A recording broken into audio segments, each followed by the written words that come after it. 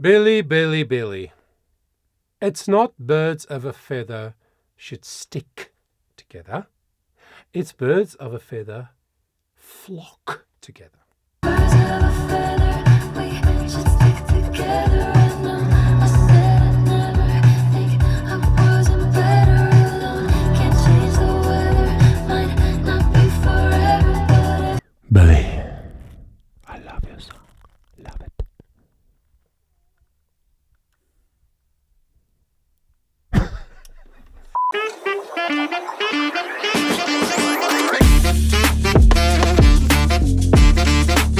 Yes! I love him so much. Full voice, again connected, but much more breath flowing. Don't want a mic stand just hanging around. I keep me where the light is. Yeah.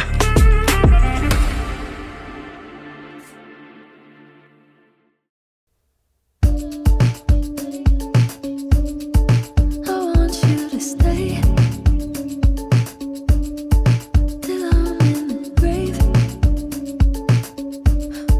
till I rot away, dead and buried, till I'm in the casket you carry. If you go, I'm going too,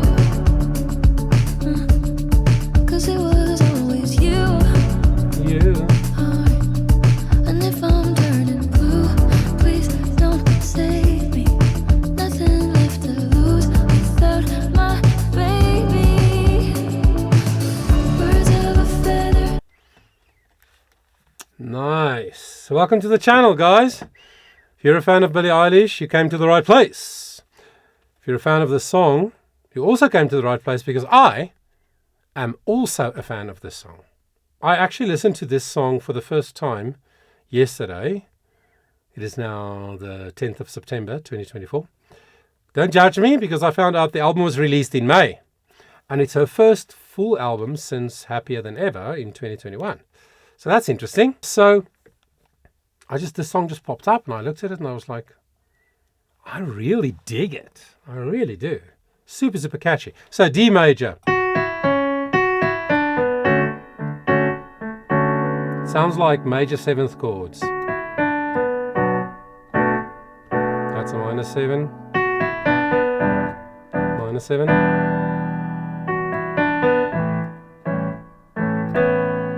Don't know what that chord is exactly. But yeah, very simple. It's 1, 6, 2, 5. Very common chord progression in pop music. Very straightforward, very plain, very common. Which is interesting because Billie Eilish carved out a path for herself when she first burst onto the scene by doing things very unconventionally. So when I listened to this for the first time yesterday, I was like, this is more conventional pop in a sense. Yet, of course, Billie put her stamp on it. So what I like is she starts out in verse 1, da da da da da da da. So catchy, so simple, but so catchy. In the type of sound that we are used to, a little bit more used to Billie Eilish singing in. Sort of a light sound, almost one word at a time. You know, not breathy or husky, but very light. So that's sort of familiar. Then in the second verse, there's just more ambience in the track, like in the production, the instrumentation, and a bit, I think, another layer of percussive element or so. But it's very clean, it's very simple, it's very open, and it helps you to focus on the voice and the lyrics. So I just really dig it. So catchy. So in the structure of the song, verse 1, verse 2, I don't know if she called it that, her and her brother Finneas, who do write almost all her songs, I think, and he produces it with her. I don't know if they call it verse 1 and 2 or maybe a long verse 1 with 2 sections. I don't know. For the purpose of this discussion, I shall call it a short verse 1 and a short verse 2. Same melodic pattern in the verse, same chord progression, but new lyrics. And now we're getting ready for the first chorus. We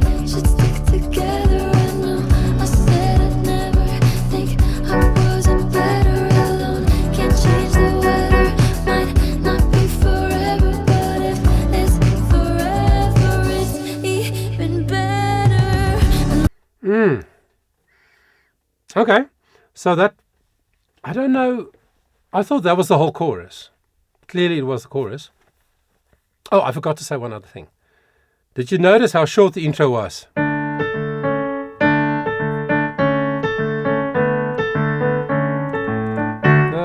And then she started. In one of my previous analysis, I said how I watched a video with an interview. There was an interview. I can't speak. I watched an interview that somebody had. I can't remember who, with one of the most successful songwriters, award-winning songwriters in the last 30 years. The guy from Sweden. What's his name? Oh my gosh, I can't remember now. Pause. Max Martin, obviously. Some mornings I just can't remember things. So I watched this interview with Max Martin, and he said and explained and showed examples of how the music in the 80s and 90s typically had intros, the pop songs, that were 20 to 30 seconds long. That was the standard thing. And how now it's like, if your intro is longer than 7 to 9 seconds, people skip to the next track. That's terrible. But that's what people have become used to. They want to be caught into the song. There must be some hook. There must be something catchy straight away. I don't agree with that. That's not my taste. That's not how I consume music, but that's what many people do, especially the younger generation. So interesting. Very, very short intro, and she's straight into verse 1. But yeah, so this chorus, I thought this was the whole chorus. But then when I looked at the structure of the song, I was like, actually, it's like chorus A, the A part of the chorus. Because it seems like there's a B part of the chorus, which is not a bridge. And it's definitely not a verse. So I called it chorus A and chorus B. So in this chorus A part, so cool. Again, the same chord. The 1 with the major 7th. Sorry, then the 6. Then the 2, again, but she keeps the melody note on the F sharp, which has that emotional pull in it, yeah? And not that, because in the verses it was that, then there. Now it's that, there. It's just slightly different, which is brilliant songwriting. Small change that makes the chorus different to the verses, even though the chord structure is very, very similar. I really like it. Now, the B part of the chorus. I don't know what I'm crying for. I don't think I could love you more. It might not be long, but maybe I'll love you till the day that I die. Nice. So now, instead of being on the F sharp, which is the third step of the D major scale, she's more on the 5. Da da da da da da da da da. Now she makes a slightly bigger sound, a bit less typical Billie Eilish, although she's done it in a number of other songs. But it's a bit of a fuller sound. It's a little bit higher, and it's more legato. Legato is the Italian word in music that means smooth and connected. It's not so birds of a feather, we should stick together. That's more détaché or detached or almost staccato-y. And now da da da da da da da da.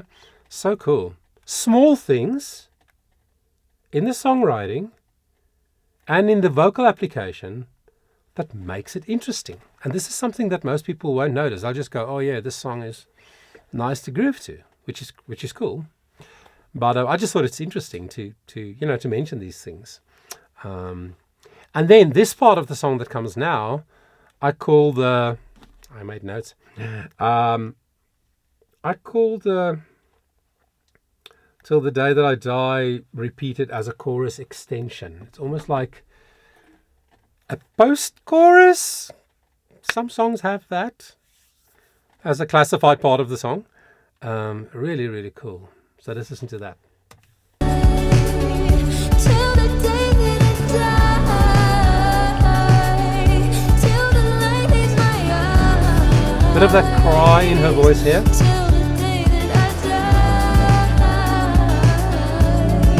die. Nice. You to see Verse 3. how you look to me. You wouldn't believe if I told you. You would keep the compliments I throw you.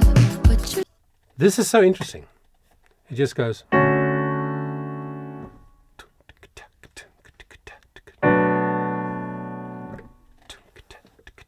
Just the one layer of percussion. Maybe there's two. I think there's like a shaker effect. But it's really just the percussion. The chord on the first beat, that sort of rings out for 2 beats, and then it lifts. So interesting. Same melody as verse 1, same chord progression as verse 1, but that production element makes that verse feel different straight away. And if you go smaller in the production, remember when I say production of a track, I mean the layers of instrumentation, the instrumentation that's in there, the percussion, the guitars, if there are guitars, sorry, keys, synthesizers, piano, excuse me, even cellos or violins or trumpets, whatever. The layers of instruments, that's how a producer builds a track. Okay, we call that a production of the track. So when you reduce the amount of instrumentation in a certain part of a song, what could that mean? Yes, it's going to build.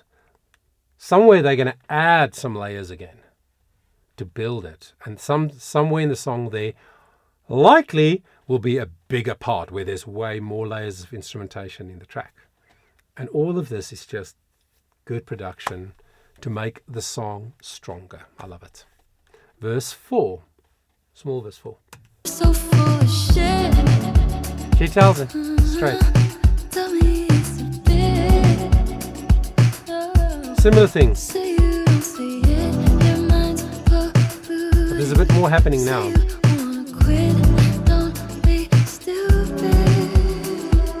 And I don't know. Now this is very interesting. First time I listened to this yesterday, I was like, wait, this is not the chorus, because the chorus is birds of a feather, we should stick together, right? And I was like, wait a minute, this is chorus part B. It's the same as the B part that we heard in the first double chorus, if you will, or two-part chorus. So I was like, that's very interesting, and it's very unexpected. It's not what most songs, pop songs, certainly does. Most pop songs are way more predictable. Verse, verse, chorus. Verse, normally just one verse, often, and then the chorus again, because the chorus is normally the strongest part of a song. The chorus is normally the part of a song that you want people to remember straight away. Yeah?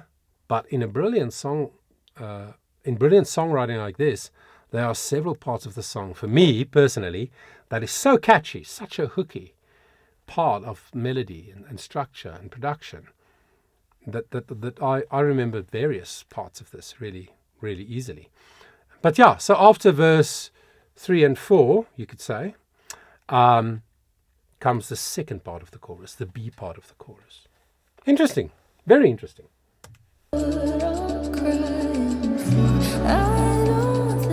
I love the acoustic. Very ambient, very reverby, yeah?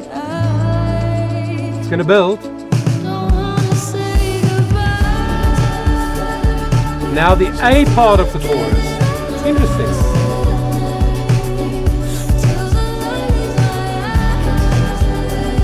With that extension over the top.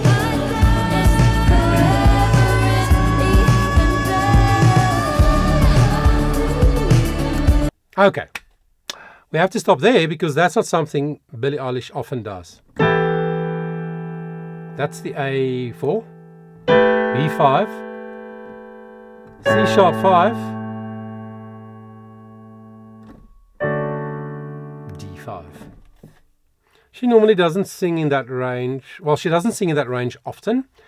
And she hardly ever, or very infrequently, sings in that range in a full voice. Full voice means what? The vocal folds are properly connected, so it's a clean sound, it's a more powerful sound. There's a lot of breath flowing, which makes it a bit louder. But in the production, obviously, it doesn't sound as loud, but it's a bigger sound. It's not belting, in my opinion. Die! That's belting. A belting kind of sound.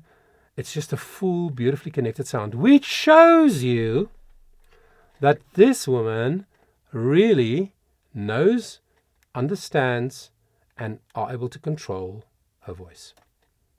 She has vocal skill. If she sings softly or breathy or all the different stylistic things that she does with her voice, it's all out of choice. It's not because, I don't have the ability to sing in that kind of sound. No, she does, and she can. And I think it's brilliant. And now sort of the last bit is sort of like, it's like I said earlier, it's like the layering of that extension or the post-chorus that I talked about earlier. It's sort of that layered over the first part of the chorus. I hope you're tracking with me. I'm going to put chapters down below this video so you can maybe follow how I'm explaining what the structure is like there a little bit better. And then there's an outro. So here we go, the ending.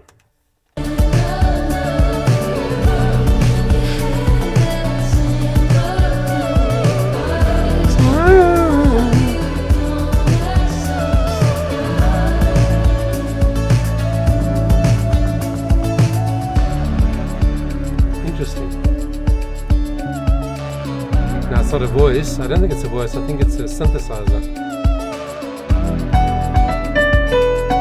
That melody.